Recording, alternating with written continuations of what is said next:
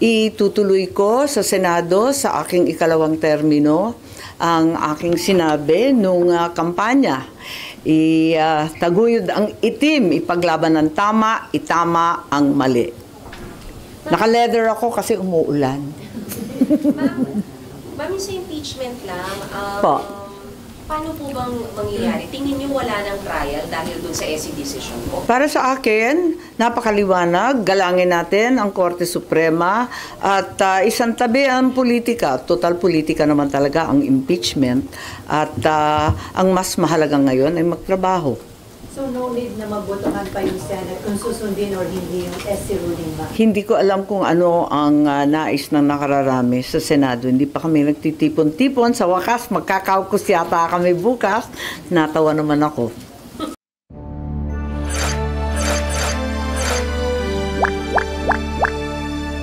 Senator Amy Marcos, inisnab po ang sona ng kanyang kapatid na si Pangulong Bongbong Marcos. Bakit po kaya? Pero bago po ang lahat, gusto ko muna po kayong batiin. Nandito po tayo ulit sa Boy Opinion TV. Lahat po ng inyong opinion at komento ay welcome po sa ating YouTube channel. Magandang araw Pilipinas at sa lahat ng Pilipino, saan man sulok ng mundo. Marami pong salamat sa ating mga manonood, sa ating mga subscriber. At kung kayo po ay hindi pa nagsusubscribe, please po, pakisubscribe naman. Salamat po. Kagaya nga po ng aking nasabi, inisnab po ni Senador Amy Marcos at ang mga Duterte Black po yung sona ni Pangulong Bongbong Marcos. Kabilang na po dyan si Senador Bato de la Rosa, Senator Bongo at Senator Robin Padilla. Nagbigay po ng pahayag si Senadora Amy Marcos regarding po dito. Ito po, panoorin po natin. Umaga pa naman, tanghali na, gutom na ako. Musta? Pasensya, unang-una, nagpakasal yung anak ko, kaya wala ako, kaya bago ang lahat, nais kong magpaumanhin kay Selly, kay Nympha, kay Mian, kay Aaron, kay RG, at sa iba pa na hindi ko nasasagot. Nakita ko lang yung mga text ninyo nung dumating ako. So, na-stuck up pata ako sa Baguio. Nabutan ako ng Baguio kaya ang tagal kong bago makabalik. So, paumanhin na lamang sa mga hindi nasagot at hindi napagbigyan ng kung ano-anong interview. So, You voted for SPGs? nakisama lang ako kay BG at kay Bato.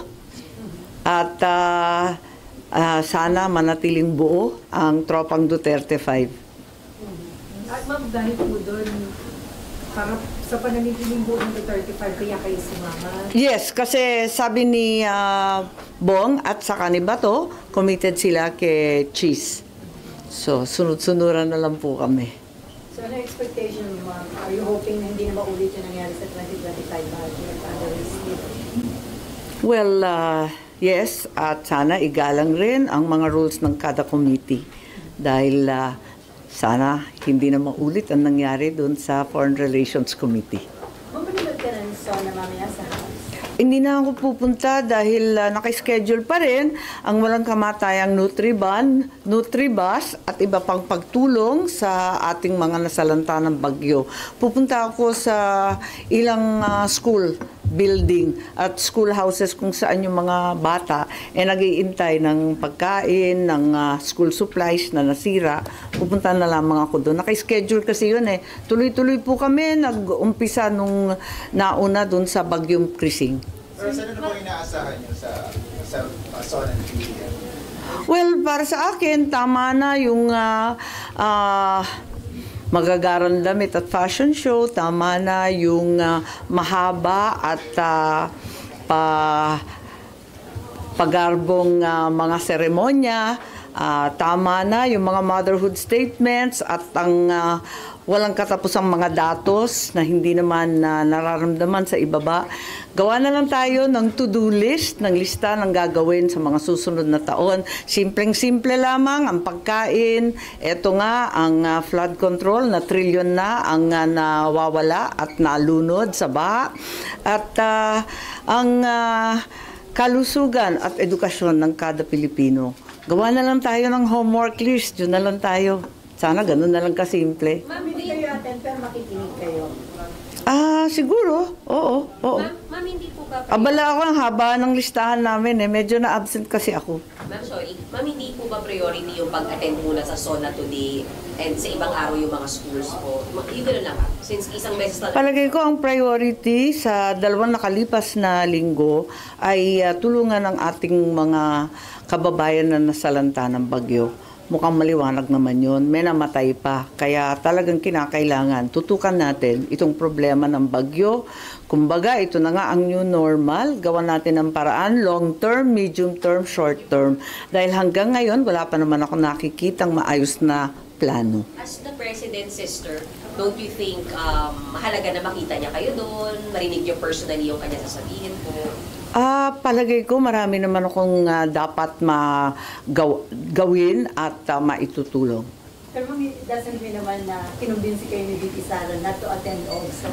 Ay, hindi pa kami nag-uusap tungkol doon. I think hindi pa siya umuuwi. Ma'am, Itutuloy ko sa Senado sa aking ikalawang termino ang aking sinabi nung kampanya. Taguyod ang itim, ipaglaban ng tama, itama ang mali.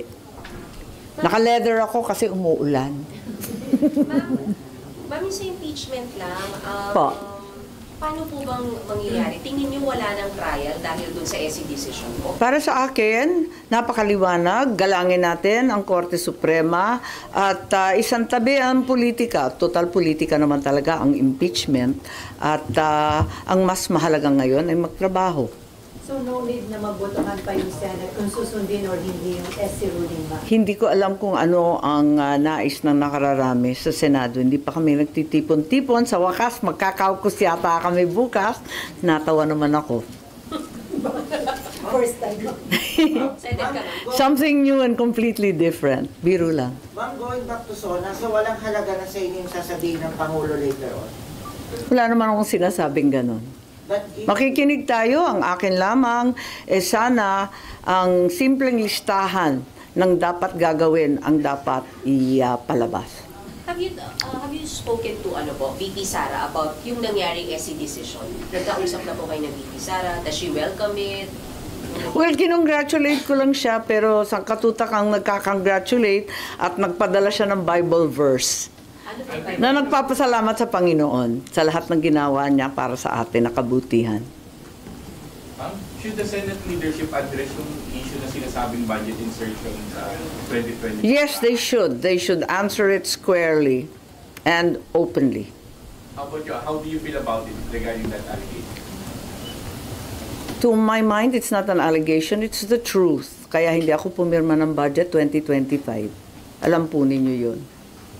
Ako unang nagbunyag, tumayo ako noong early December tungkol sa BICAM at pinoprotesta ko ang proseso at yung mga pangyayari. So ma'am, dapat magpaliwanag yung ilan yung kasamahan na nami-mention na may insertion. Hindi ko alam kung sino-sino yan, dami-daming haka-haka.